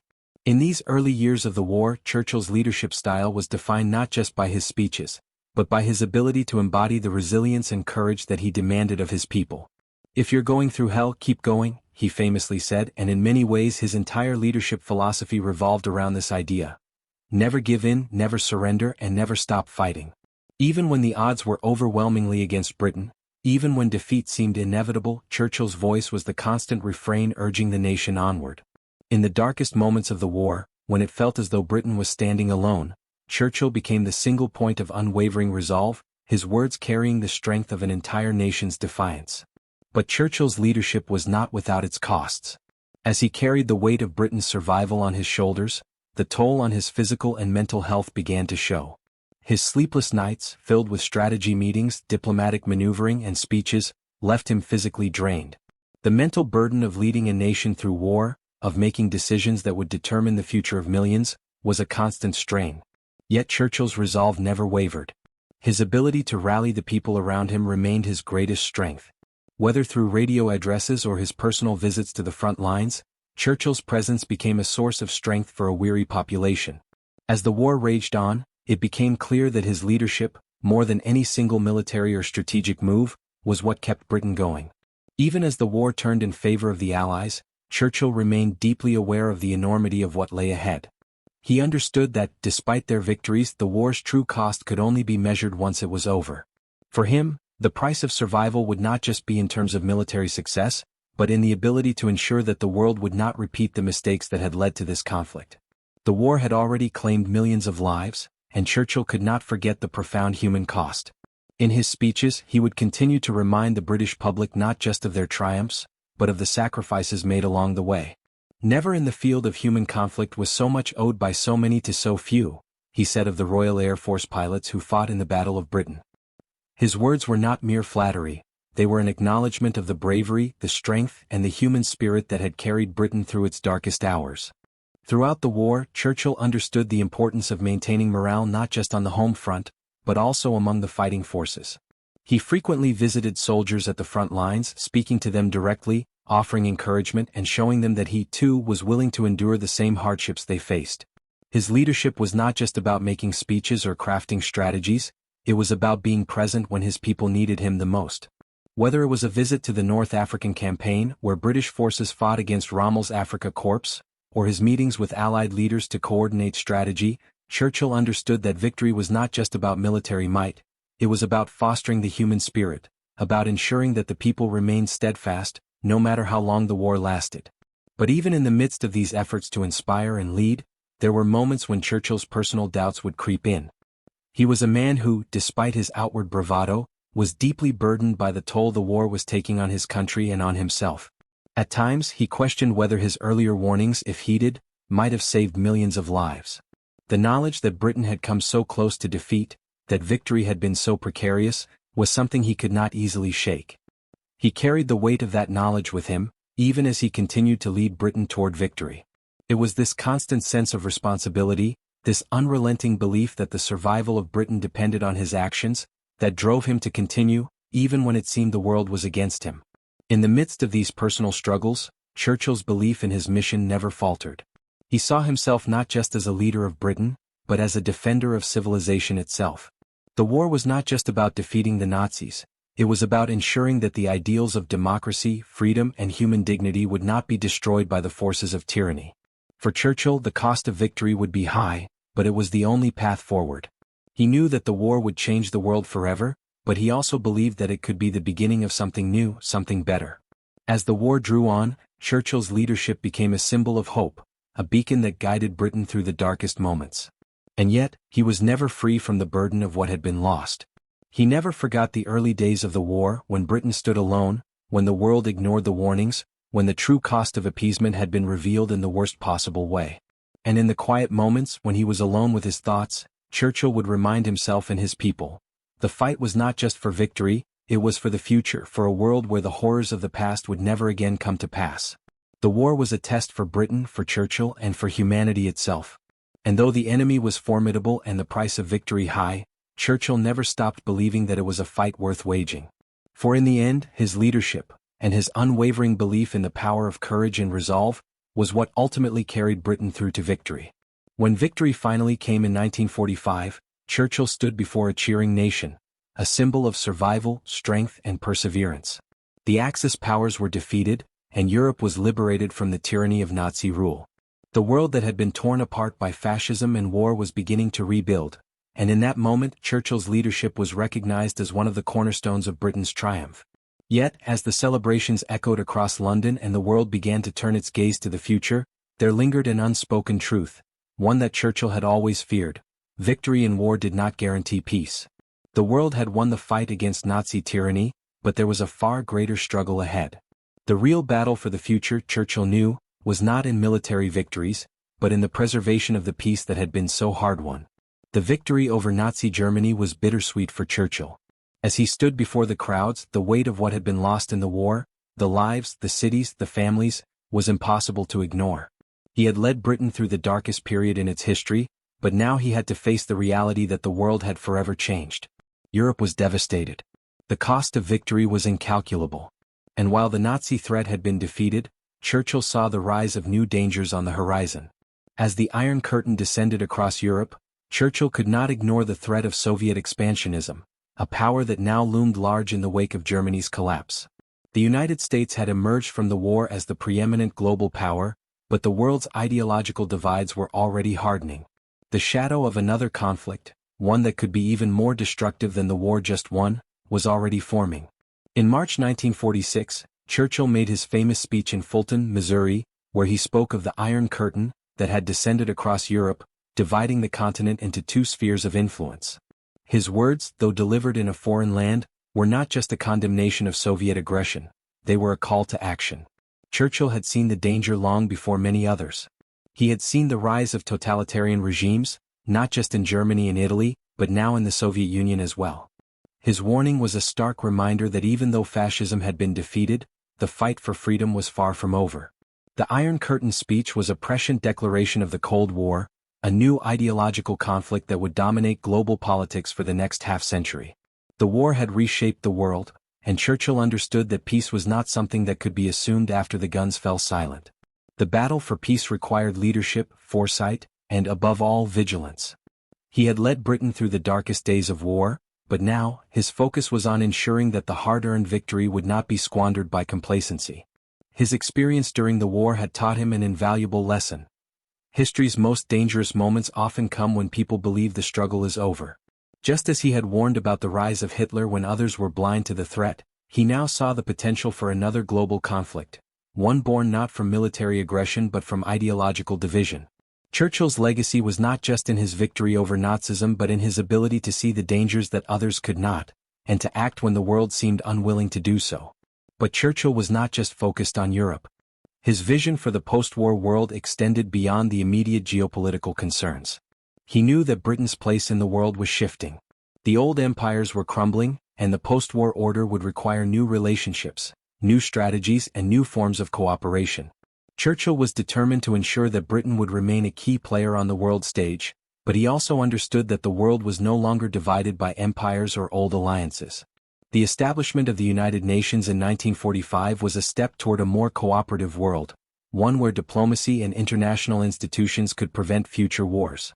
Churchill, though a staunch defender of Britain's empire, also saw the need for a new international system, one where countries both large and small could come together to ensure that the horrors of the past would never again come to pass. Yet, as the new world order took shape, Churchill also recognized the shifting dynamics of power. The United States and the Soviet Union, though allies during the war, were already locked in a bitter rivalry. The Western democracies, led by Britain and the United States, faced off against the communist bloc, led by the Soviet Union. The Cold War had begun, and Churchill was one of its most vocal critics. He saw the Soviet Union as a threat to the very ideals of freedom and democracy that Britain had fought to preserve during the war. His warnings about the spread of communism and the dangers of appeasing Stalin were not just the musings of an old man, they were the clarion calls of a leader who had seen the rise of tyranny before, and was determined not to see it happen again. In the years following the war, Churchill's influence waned as the political landscape of Britain shifted. The Labour Party's post-war government, led by Clement Attlee, pushed through sweeping social reforms, including the creation of the National Health Service and the nationalization of key industries. Churchill, despite his monumental role in the war, was no longer the undisputed leader of Britain. Yet, his warnings about the dangers of communism and his advocacy for a strong Anglo-American alliance would continue to shape the direction of British foreign policy for decades to come. His role in the creation of the North Atlantic Treaty Organization (NATO) in 1949, an alliance meant to defend Europe from Soviet aggression, was a testament to his unshakable belief in the need for international cooperation and collective security. Churchill's return to power as Prime Minister in 1951, though brief, came at a time when the world was still deeply divided by the Cold War. His legacy was no longer just as a wartime leader but as a statesman who had helped shape the post-war world. He had lived through the rise of fascism, the devastation of the Second World War, and the birth of the Cold War. In his final years, Churchill reflected on the lessons of the past, constantly urging his countrymen, and the world, not to repeat the mistakes of the 1930s. His speeches, written during his twilight years, carried the same sense of urgency and clarity that had marked his wartime addresses. He had always believed that history was a guide, but he also understood that history was often forgotten. "Those that fail to learn from history are doomed to repeat it," he famously said, and this belief remained a central tenet of his later years. Churchill's warnings about the dangers of totalitarianism, both fascist and communist, would continue to resonate for years to come. His belief in the importance of preserving democracy, freedom, and the rule of law would become the guiding principles of the West during the Cold War. He understood that while war had been won, the battle for freedom was never truly over. And as he faced the twilight of his life, he did so knowing that the future would be shaped by the lessons learned from the conflict he had lived through. For Churchill, the world's greatest danger was not military aggression, but complacency, the failure to recognize the dangers before they emerged. His message, though he had lived through the worst of it, was always a call to vigilance. When Churchill passed away in 1965, his funeral was a moment of national mourning, but also of reflection. He had been a man who had lived through history, shaped history, and whose warnings had time and again been proven right. His legacy was one of courage, vision, and an unwavering commitment to the principles of democracy and freedom. His voice, both in war and peace, had echoed across the globe, and his legacy lived on in the institutions and alliances he helped create. But perhaps his most enduring legacy was his reminder that the price of freedom, whether in times of war or peace, was eternal vigilance, and that the lessons of history must never be forgotten, lest the world be doomed to repeat its darkest chapters once again. In the quiet of his later years, Churchill sat alone at Chartwell, his beloved country estate, gazing out over the fields he had so often walked during his long, solitary years of reflection. The war was over, the world had been reshaped, and victory had been secured. But despite his towering legacy, there was a lingering sense of isolation, a recognition that being right ahead of his time had come at a cost he could not fully escape. For all his triumphs, the loneliness Churchill felt in the years after the war was palpable. He had lived through the darkest days of the 1930s, warning against the rise of Nazi Germany when no one would listen, and when his warnings were eventually validated by the horrors of war, the price of that validation had been paid in human lives and suffering. As the years wore on, the gratitude and reverence from his countrymen grew, but so too did the weight of history upon his shoulders. Churchill had always been a man who fought not for personal glory, but for his country's survival. But as the years of war faded into memory, he could not shake the feeling that the lessons of the past might slip away once more. There were moments when he would reflect on the isolation he had endured during those dark years when Britain had rejected him and his warnings. He had spent so many years alone, standing on principle while the world around him indulged in the comforts of appeasement and complacency. Now he was the man who had saved his country, but in his quiet moments, Churchill could not help but wonder whether the cost of being right had been worth it. The legacy of the war, for all its victory, was not one that brought Churchill joy. The lives lost, the cities destroyed, and the decades of strife all weighed heavily on him. He had done what he believed was necessary, what he felt his country needed him to do, but the realization that so much suffering could have been avoided, if only the world had listened sooner, haunted him. In his final years, there were moments of reflection where he admitted that victory had been bittersweet. His political career had spanned decades, and while he had led Britain to victory, his true fight had never been for personal gain. His fight had always been for the preservation of values greater than himself: democracy, freedom, and the idea that civilization itself was worth defending. But in his solitude he knew that even though he had stood against the rising tide of evil, the battle to preserve those values was ongoing, and the world he had fought for was far from secure. Churchill's life had been one of ceaseless struggle, a man whose mind never rested, who never stopped thinking of the next challenge, the next great danger. The Second World War had been the culmination of his leadership, but it had also defined the rest of his life. Even in peace, he remained driven by the conviction that the forces of darkness were never far from re-emerging. The Cold War, the rise of the Soviet Union, and the ideological battles of the post-war world reminded him that the fight for freedom and democracy was not won with the defeat of fascism. It was an ongoing battle, one that required constant vigilance. He often recalled the years he had spent in isolation, waiting for others to see what he saw, to understand the dangers he understood. He was frequently dismissed as a relic of the past, his concerns seen as out of touch with the modern world. In the years between the wars, when the world seemed content to sit back and let Nazi Germany rearm unchecked, Churchill's was the lone voice warning of what was to come. The personal cost of this solitude, the isolation from his colleagues, the mockery in the press, the suspicion from his own party, had not been easy to bear. Yet for all that pain there had been a deeper, almost sacred purpose behind it all.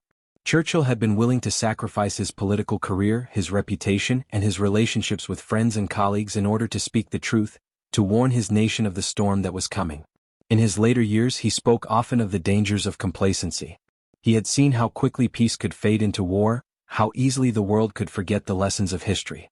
As he entered his twilight years, he became increasingly vocal about the importance of ensuring that the horrors of the past were never repeated. He knew that, in the face of changing global dynamics, Britain had to remain vigilant, had to preserve the spirit of resilience that had carried it through the darkest days of the war. But he also knew that the world was changing in ways that might make such resilience harder to maintain. The empire was shrinking, the balance of power was shifting, and the very ideals of democracy and liberty he had fought for were increasingly under threat from new forces. One of the greatest challenges he faced in these years was coming to terms with the world he had helped create. The British Empire, which had once been the greatest power on earth, was in decline. The world that Churchill had defended was now in the hands of a new generation of leaders, many of whom would be tasked with maintaining the peace he had helped secure. Yet, despite the changing world, Churchill remained an ardent believer in the importance of maintaining British strength, of preserving the legacy of Britain's role on the world stage. He feared that the world, in its haste to move forward, might forget the hard-won lessons of the war, the need for unity, the importance of democratic values, and the unyielding commitment to freedom. Churchill's legacy, in his mind, was one of preservation, preserving Britain's future, preserving the values of liberty and democracy, and preserving the lessons learned from the war. But it was also a legacy defined by the knowledge that history could so easily be forgotten, and that the forces of tyranny were always lurking just beyond the horizon.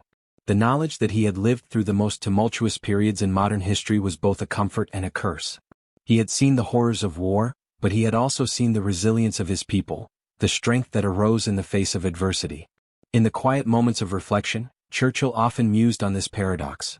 He had fought for a world where peace and democracy could thrive, but he knew that this world was fragile and that its preservation was not guaranteed. For all the world's progress, Churchill never lost sight of the fragility of freedom. The battle he had fought in the war was not just about defeating Nazi Germany, it was about ensuring that the values of civilization, democracy, and human dignity would continue to guide the world. But the lessons of the past were never permanent. They had to be constantly remembered, constantly reaffirmed, and constantly fought for.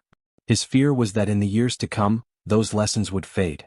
And so, in his later years, Churchill became a man on a mission to ensure that the world would not forget. For he understood better than anyone that the price of freedom was eternal vigilance, and that the greatest enemy of liberty was not always the next great power, it was the complacency of those who had become too comfortable in peace. In his final years, Churchill could only hope that the world he had fought to protect would not be lost to the passage of time. But in his heart, he knew that the fight he had begun was never truly over.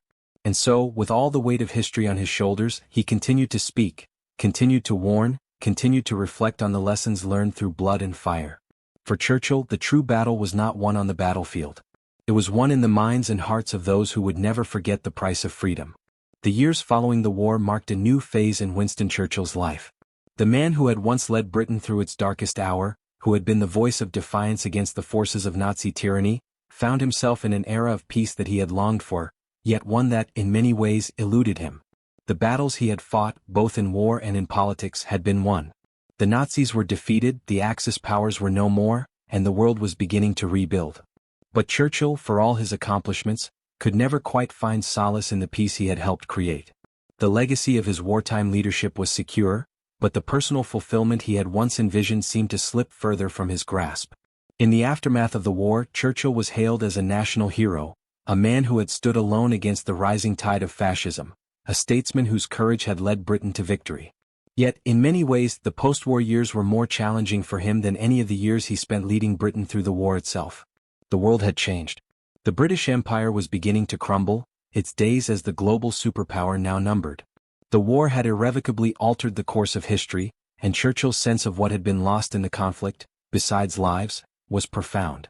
The empire, which had once been the heart of Britain's global influence, was now on the wane.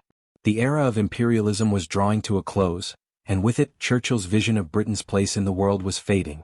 When the Labour Party won a sweeping victory in the 1945 general election, Churchill was defeated at the polls.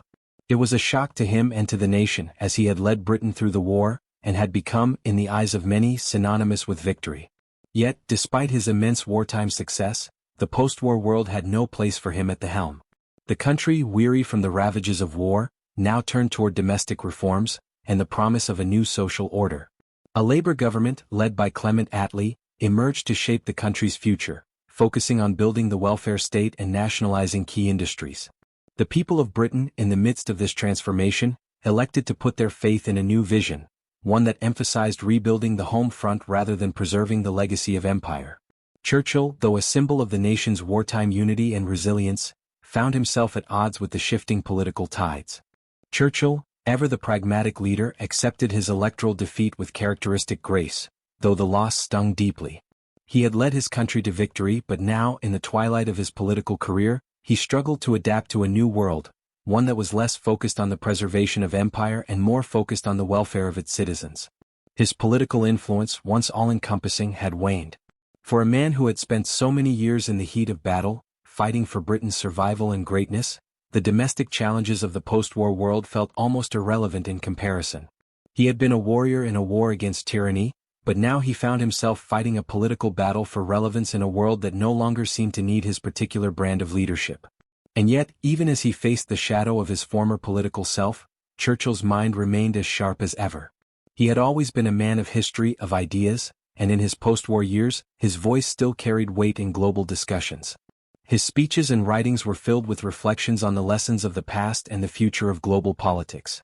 Churchill, though sidelined in many ways by the Labour government's post-war reforms, continued to speak on issues of national and international importance. He remained a voice of reason, particularly in warning against the rising Soviet threat. His concern for the fate of Europe, his belief in the importance of Anglo-American cooperation, and his recognition of the growing divide between the East and West would shape much of his legacy in the years that followed. Churchill's continued advocacy for international cooperation and the preservation of democratic ideals, even as Britain's empire dwindled, was consistent with the man he had always been. A leader who saw beyond the immediate challenges and who understood the deeper, long-term struggles that defined history.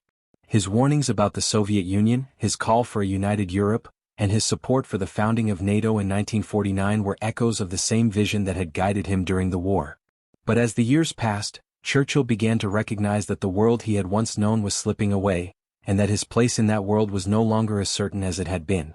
Despite his unwavering sense of duty to his country and his belief in the importance of international cooperation, Churchill's political isolation grew. He could no longer bend the course of British policy to his will, and even as he returned to power briefly in 1951, the world had changed so much that his legacy was now seen through the lens of history rather than the immediate present. The Cold War was in full swing, the British Empire was waning, and Britain's role in the world was no longer the dominant force it had once been. Churchill could no longer serve as the central figure in shaping the future of his nation.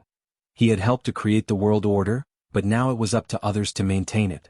In his final years, Churchill grappled with the tensions between his glorious past and the inevitable decline of Britain's global influence. The world he had known as a young man, a time when Britain ruled the waves and held sway over vast parts of the globe, was fading into history. For Churchill, this was a loss not just of national power, but of personal identity. His identity had always been tied to Britain's place in the world, to the preservation of its empire, and to its standing as a global power. As he grew older, the realization that Britain was no longer the imperial power it had once been weighed heavily on him. It was a paradox for Churchill, who had been the very embodiment of British pride and strength. He had saved his nation from defeat, but now he saw it shifting toward a new post-imperial era, one that was often beyond his control. And yet, despite the personal toll of this realization, Churchill remained a giant on the world stage.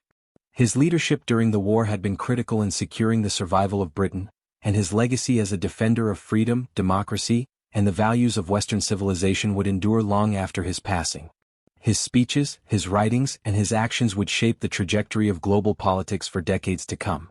But for Churchill, the end of his political career and the decline of the British Empire were bitter truths to confront. His final years were not spent in the triumph of an undying empire but in the reflective awareness that, in the end, the price of being right too early is not the satisfaction of victory, but the sorrow of seeing the cost borne by others. When Winston Churchill's coffin was carried down the River Thames in 1965, the silence that enveloped the nation was as profound as the legacy he had left behind. His death marked the end of an era, a moment of reflection on a life that had spanned not only wars and revolutions, but also the rise and fall of empires. Churchill had been a man who had lived at the intersection of history and destiny, and his passing was not just the loss of a leader, it was the closing of a chapter that had defined the 20th century. The ships lined up along the river and the thousands who mourned him understood that the man who had stood resolute in the face of overwhelming adversity had shaped the course of history, but even in death, his warnings about the world's future remained as urgent as ever. For Churchill, the struggle had never truly been about military victory alone. His life had been a series of warnings about the dangers of complacency, the importance of standing firm against tyranny, and the necessity of learning from history's mistakes. Even in his final years, when the world celebrated his leadership during the war, he never ceased to remind the public that the price of freedom was eternal vigilance. As he had seen firsthand in the rise of Hitler, the fragility of peace meant that history's lessons could easily be forgotten, and the forces of evil could rise again if allowed to do so. The post-war world, though victorious in its fight against fascism, was still a world filled with danger, one marked by the rise of new ideologies and new forms of totalitarianism. Churchill's final warnings, particularly about the Soviet Union, resonated in the early stages of the Cold War, but the future was one of ever-present tension, not just between nations but within the hearts of those who had known war. Though Churchill had not lived to see the outcome of the Cold War, his vision for the West's resolve against Soviet aggression was deeply ingrained in the principles of the new global order. It was the seeds of that struggle, of the ideological battle between freedom and totalitarianism, that had been planted in the years before, during the darkest days of the Second World War. His warning about the Iron Curtain descending across Europe was a call to arms for the democratic world to remain united and vigilant. Yet, Churchill's fears were not rooted solely in the external threats of aggression. They were also in the internal challenges that the world would face as complacency, apathy, and the erosion of values threatened to undo the very freedoms that had been fought for so fiercely. As Churchill passed, the world looked back at the history he had helped create. He had been a giant, an indomitable force who had guided Britain through the darkest days of its history, and his leadership had been essential in defeating the forces of tyranny. But even at the peak of his influence, Churchill's greatest fear was that the lessons of the war would be lost, that the sacrifices made to defeat fascism and preserve democracy would be forgotten as the world moved on. In the years following his death, that fear would prove all too prophetic. The rise of new threats, the re-emergence of authoritarianism, and the shifting dynamics of global politics served as stark reminders that the fight for freedom was never truly over. Churchill's final warnings were not simply calls to remember the past, but to act in the present. He had lived through 2 world wars, and in both, the tragedy had been not just in the violence of conflict, but in the failure of leadership to recognize the signs of impending danger. His message was always the same: the price of peace, the price of democracy, was eternal vigilance. His legacy, while forever intertwined with Britain's victory in the Second World War, was also a reflection on the fragility of that victory. The world he had fought to preserve was one in which the forces of darkness, whether fascism, communism, or any form of totalitarianism, could never be allowed to rise again. For Churchill, the greatest enemy of freedom was not just tyranny, it was the failure to learn from history, the complacency that allowed evil to flourish. His death, though a moment of national mourning, was also a time of reflection on how his warnings would be carried forward. Would the world heed the lessons he had so painfully learned? Would the democratic nations remain united in the face of new threats, or would they once again falter in the face of growing danger? Churchill had done his part, but his life's work was not just about victory in the war. It was about ensuring that the values he had fought for would survive into the future. And while the post-war world saw a new global order emerge, it was still a world that needed constant vigilance. The Iron Curtain had indeed descended, and while the world now faced the Soviet threat, the larger ideological battle between freedom and oppression would define the next chapter of human history. In his final years, Churchill had come to understand that the fight he had waged was never solely about military victories. It was about ensuring that the principles of liberty and democracy would remain intact, no matter how the world changed. As he passed into history, his legacy was not only a military one but a moral one. He had shown the world that it was possible to stand against the greatest evils, to resist when all hope seemed lost, and to never forget the lessons of the past. As the world mourned his passing, there was also an underlying acknowledgement: Churchill's warnings were as relevant as ever. The fight for freedom was not something won once and for all. It was a continual battle, one that would be fought by future generations, long after the man who had seen the storm passed from the world stage. His life had been defined by his ability to recognize the dangers that others could not see, to speak when no one else would, and to lead when the world seemed too afraid to act. And in that, Churchill's legacy lived on, not just in the victory of his time, but in the eternal vigilance that his warnings embodied. In the end, Churchill's greatest legacy was his reminder that history must be learned, remembered, and applied. The cost of not doing so was too great, a cost measured not in mere years or lives lost, but in the very survival of civilization itself. Learn from history or you will relive it, he had warned. And as his funeral procession passed along the Thames, the truth of that message reverberated through the generations, a final testament to a man who had lived and died not just for his country, but for the ideals of freedom and democracy.